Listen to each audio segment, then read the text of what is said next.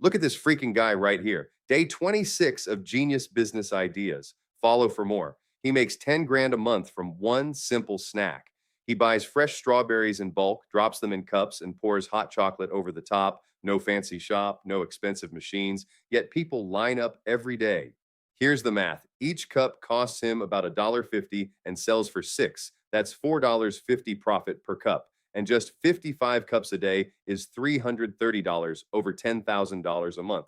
The clever part, it's not about the most complicated idea, it's about executing a simple, visual, irresistible one better than everyone else.